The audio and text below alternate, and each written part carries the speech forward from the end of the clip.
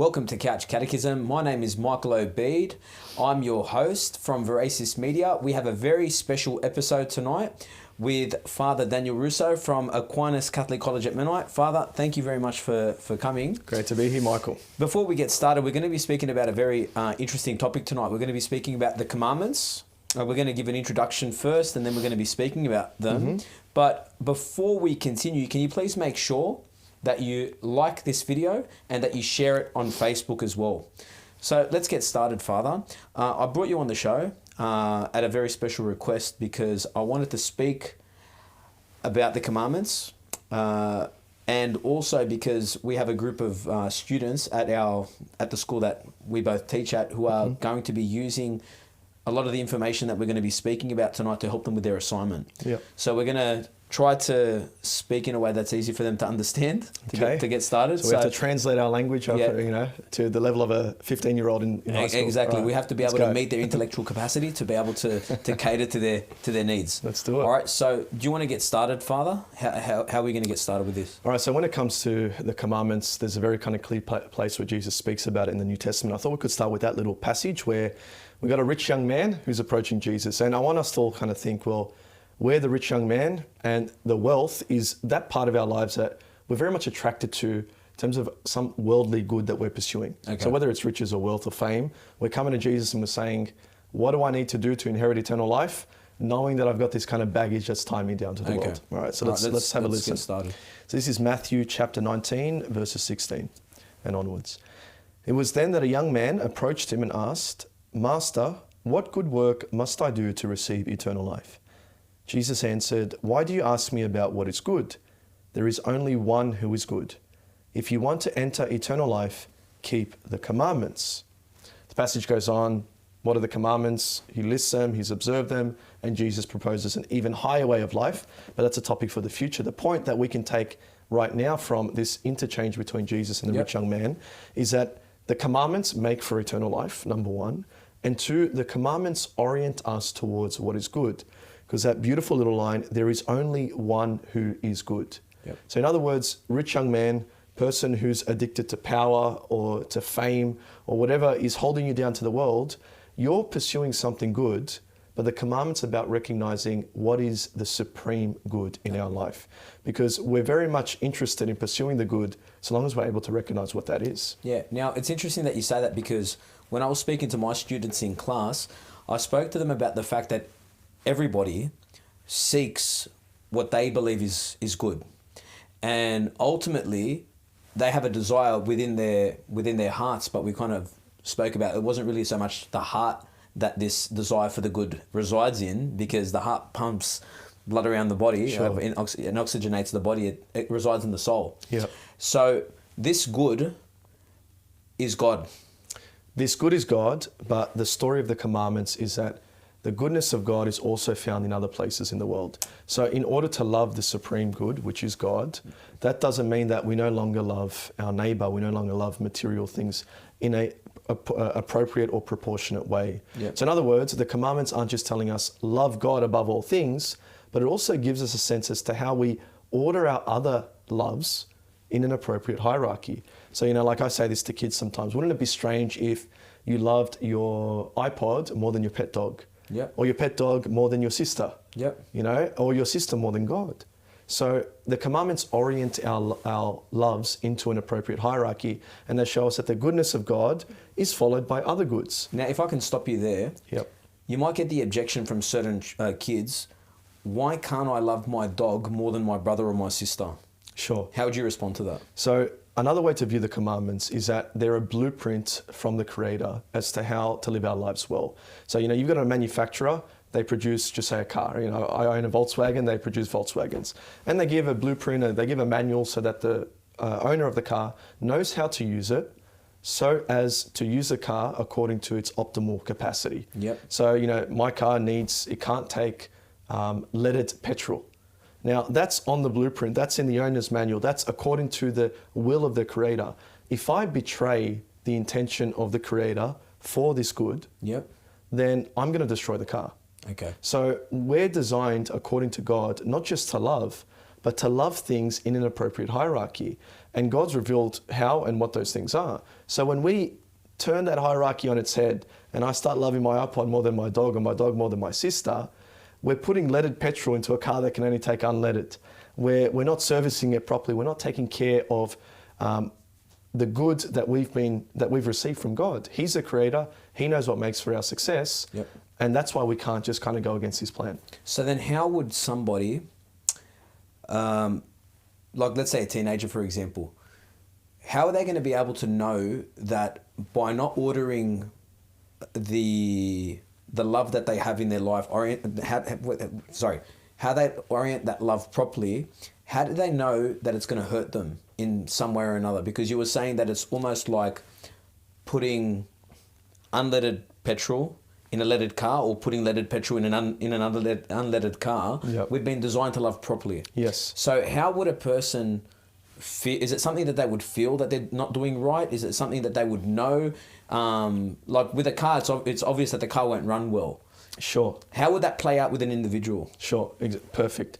So this is a good time to point out a little quote from the Catechism, that the way the Catechism describes the commandments is that they, quoting paragraph 2057, point out the conditions of a life freed from the slavery of sin. Okay. So in other words, when we don't live according to the commandments, when we screw up the ordering of loves, we experience the slavery of sin. And the slavery of sin is experienced as a sadness, as being trapped, as depression. And, us kids, I do it all the time. When you binge on 8 hours of, video games or something, yep. or when you're really disrespectful, rude to your parents, does that give you a sense of levity? Do you feel free? Do you feel happy when you leave those situations after you've done those things?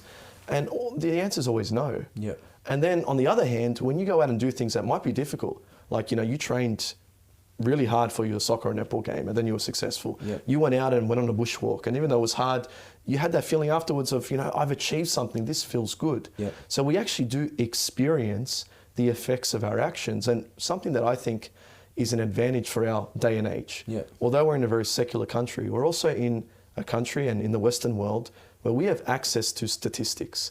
We have access to the data of the social sciences. And we can see that when people don't follow a Christian kind of way of living, it actually leads to the destruction in different ways, like marriages falling apart. We can agree that's not a good thing. High rates of anxiety and depression, or self-harm, self-loathing.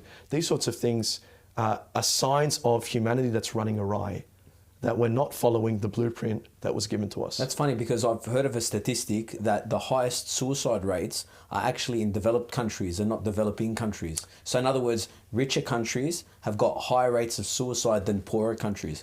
Absolutely. And you would think, well, if goods are supposed to make you happy, if money, riches and power is supposed to, or wealth or honor is supposed to make you happy, there must be a positive correlation, or there must be data that could be used as evidence to point to the fact, well, hey, look, these countries have got people who experience riches and wealth. Yep.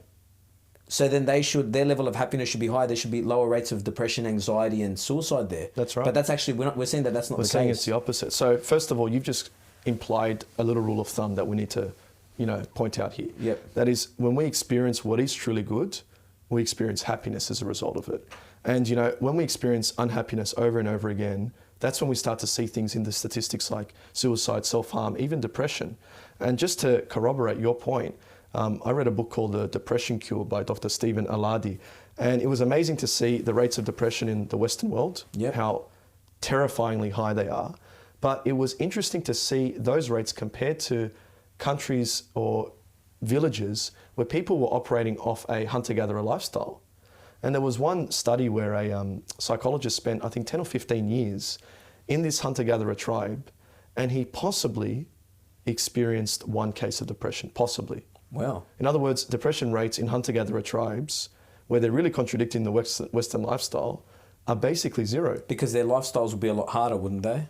They're out in the sun. Yep. They're socializing constantly. They're getting plenty of exercise. They're not really eating as much as what they would in developed countries? I don't know in terms of how much they're eating, but what they're eating is better for them. Okay, the quality of food. There was an issue with, we're eating a lot of grain-fed meats. Okay. They're eating grass-fed meats, things like that can contribute to depression. Yep. So, but the point is, like, the lifestyle that we're upholding as at least secular culture is, this is going to make me happy, is in fact doing the very opposite. Okay. And we can no longer say, all right, we're being fooled by this lie, because we're just seeing that it's not working out. Well, you know what's interesting also, when I speak to students about, for example, and I give them the example of kids that play video games, because a lot of like teenagers, whether they're male or female, a lot of them are playing a lot of video games, and they're playing it a lot. And one of the questions that I tend to ask them is, okay, after 8 hours of video games, or while you're playing, what would happen if someone was to come into the room, for example, while you're playing, like your mum or your dad, and ask you to stop and go out and take the garbage out, or to go and do your homework? Would you feel at peace? Would you be able to turn off the computer straight away? Or would this feeling of anger come up in you? Can we add to slavery? Feeling of slavery. So that's you can't leave. Yeah, you can't leave, because you're kind of trapped there. But like, if the games that you're playing is actually giving you this freedom, or it's giving you this peace, or it's giving you this happiness, why is it that straight away your emotions and your passions, you become angry when someone asks you to do something that's arduous or difficult, or Exactly. or asks you to do something that's not centered around yourself? Yeah. Because when I spoke to them as well, I said, you got to think about happiness, or how we've been designed. We've been designed to be selfless, not selfish. That's right. And true happiness will be found only when we come to that realization, and we decide to serve rather than to be served. That's right. And something that we can bring up at this stage, I think, is that when it comes to the commandments, the reason why we can perform these experiments, does this behavior make you happy or sad, is because the commandments, unlike other things revealed by Christ, are naturally intuitive. They're a part of what we call the natural law. In other words, yes, God revealed them. He wrote them on the stone tablets, gave them to Moses in books of Exodus and Deuteronomy. But you don't need to be a Christian or a Jew in order to accept the tenets of the Ten Commandments as things that are good for humanity. Like, we didn't need God to tell us that killing is not a good thing, or adultery is a bad thing.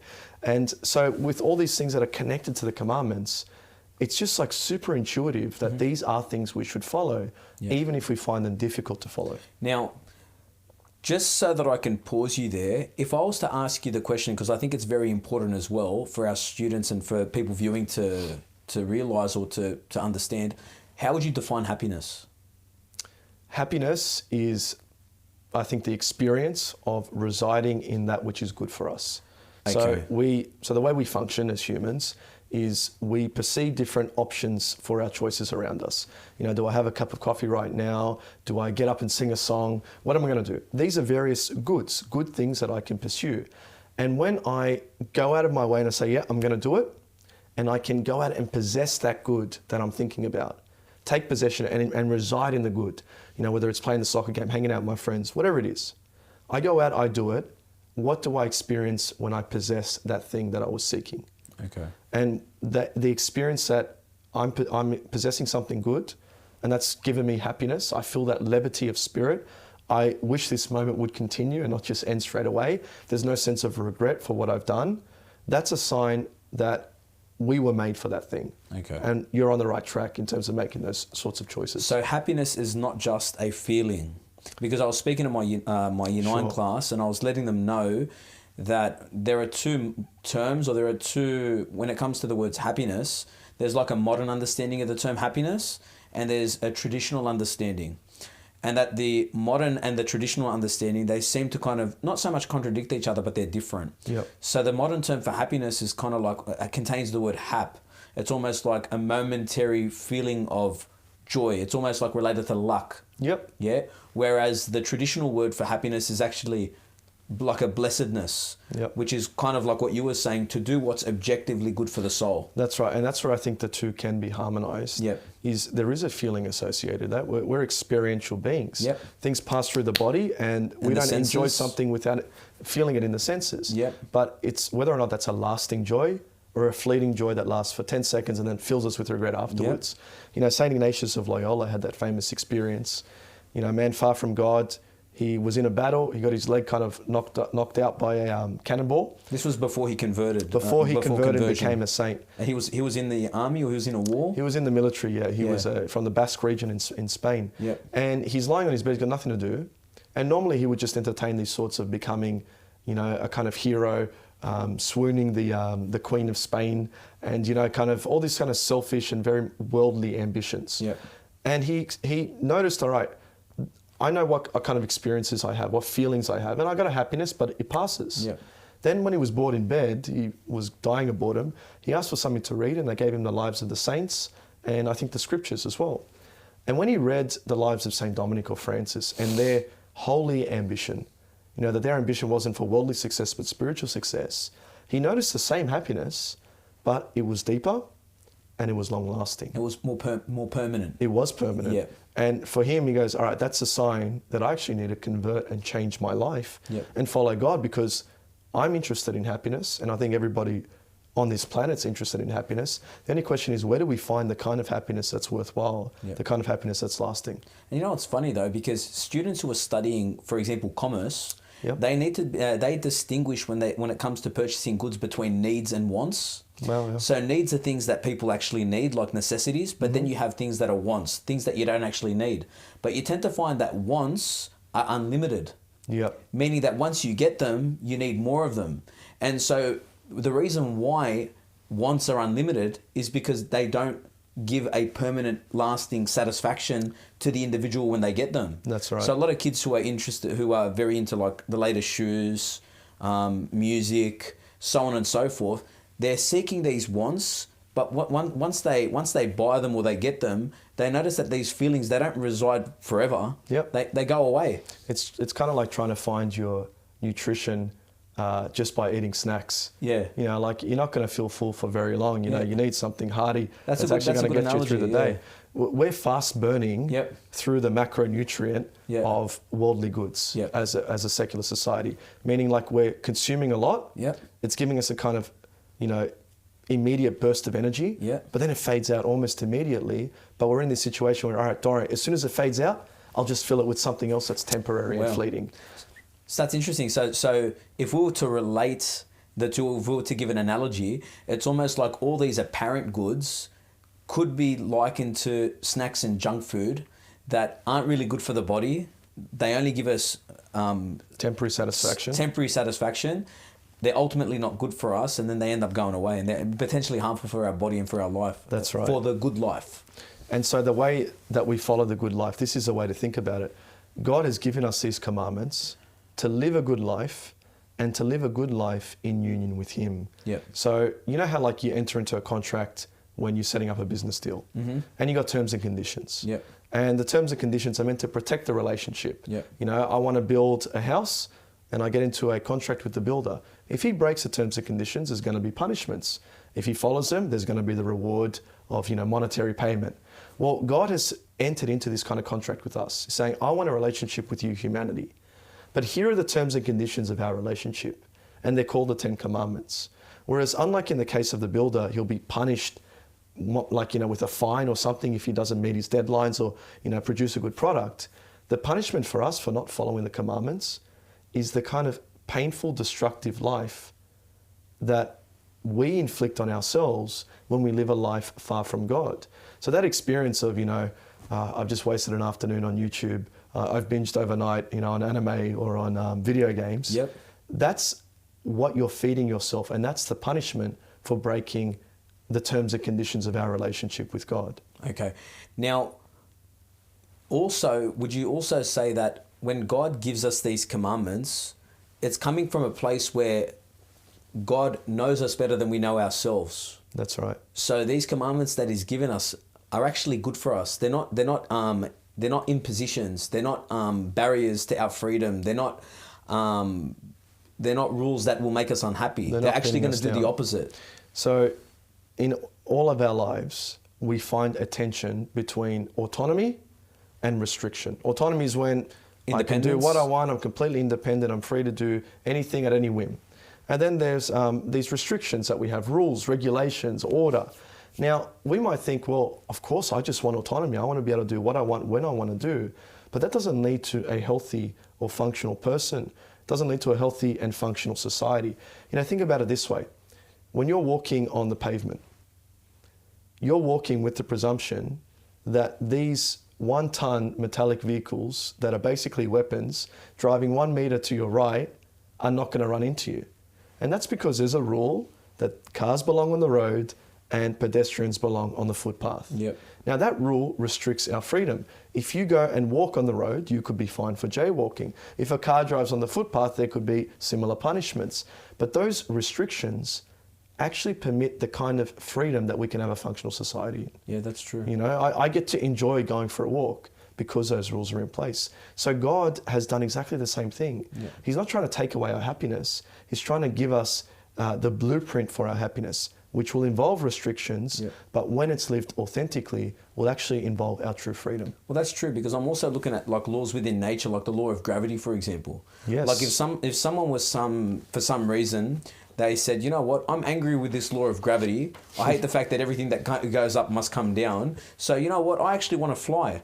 You know, so what I'm going to do is I'm at the edge of a cliff. I'm going to jump off because I hate this law of gravity. I'm actually going to go against it. I'm actually going to impose my will against it. And what happens to the person once they decide to jump off the cliff? They feel the consequences. Well, they feel the consequences for it. So these rules aren't really meant to trap us. They're not meant to impinge our freedom. They're meant to facilitate our freedom.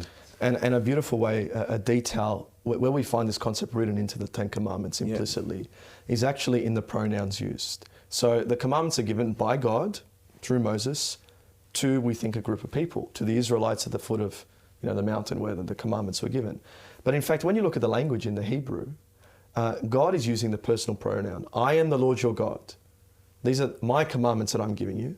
And then the you shall or you shall nots, you shall not commit adultery, you shall not steal, you shall honor your father and your mother.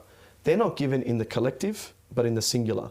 So it's like a father speaking to his singular, son or daughter. You number one, because I mean in English we can kind of lose this. It's kind of like a ye, ye folk out there. But we know in other languages there's a plural form. Yep. I'm saying you for a crowd of you. But God is speaking to you, the individual. Yep. So although these commandments were written for a particular group of people, they're applicable to all of humanity, and to all of humanity understood personally. So God is addressing me in the commandments. That's so interesting because we speak English, but because you have a background in Italian and I've got a background in speaking Arabic and Spanish as well, I think when we look at just the English, we kind of lose that depth. Yeah. Because we've lost a layer of meaning there. We lose a layer of meaning because when somebody thinks of the word you, they don't understand that the you can mean either an individual or it can mean a collective group of people. But the you in the English is only one word, but there are different words for it in different languages that differentiate between who God's actually talking about. That's but right. when it was translated from the Hebrew into the English, we kind of lost that. We lost that depth. We lost the depth. You know? But we can recover it here. But we can recover it now. Talks. So it's good for the students to know that. So when God is saying, I am the Lord your God, okay, you shall not, he's not speaking. So he's not saying you in the collectively, he's saying it individually. In the and singular. so just to clarify and just to re-emphasize that, the importance of that is because he is showing that he wants to have a relationship, but also he wants to show that the commandments are personal. They're personal and they're coming from a place of love. Of love. In fact, the preamble to the list of commandments that God gives, the opening chapter, is I am the Lord your God who freed you from slavery in Egypt. Okay. I freed you from slavery in Egypt. Here are the commandments. Okay. So what does that mean? It's you were slaves, and because I loved you, I freed you. And if you don't want to return to slavery, and here he's shifting to a spiritual slavery, follow these commandments. I freed you from your physical captors. Now let me free you from your spiritual captors. A beautiful angle as well, from which we can approach the commandments, is this idea of covenant. Because that was the chapter preceding the commandments, so to speak. But then immediately after God gives the commandments, he enters into a covenant with the people. And I was using the language of terms and conditions, but that's a bit too impersonal, though it makes sense to us in our Western culture. But a covenant is really where it's at. A covenant's like a contract, but it's a contract that's done between people who are going to go from strangers to family members. Mm-hmm.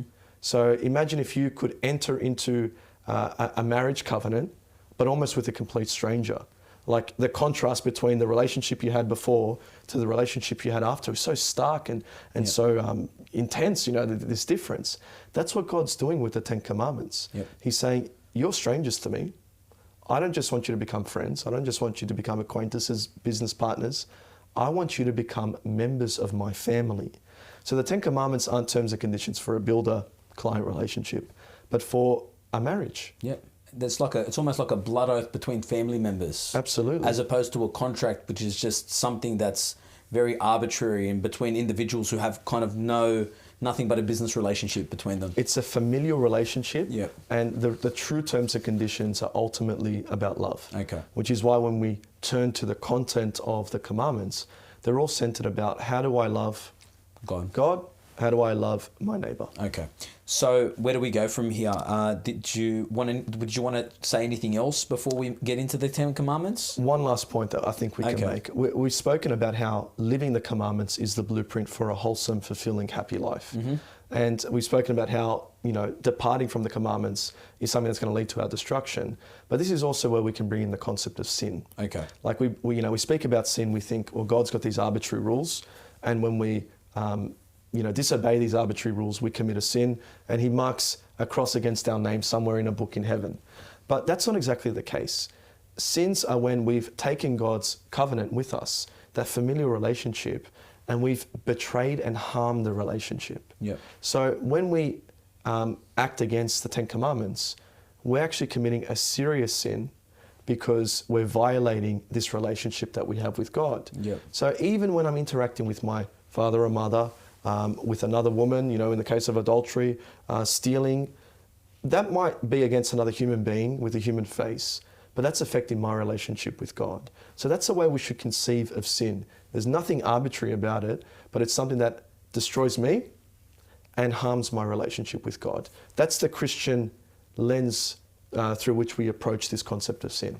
And also, because I was explaining to my Year 9s about the concept of sin from a philosophical point of view, I said that within our souls we have a will, and our will desires goods.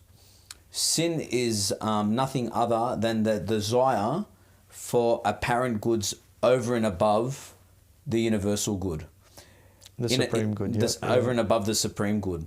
And so if we desire things that are not good for us, ultimately, and we don't desire God, we're ultimately saying within our will or within our desires that we don't want you.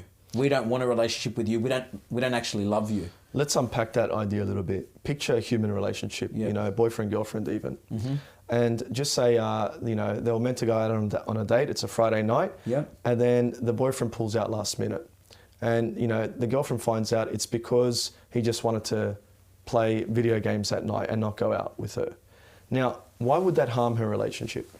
There's nothing intrinsically wrong with wanting to stay in, watch a movie or play video games.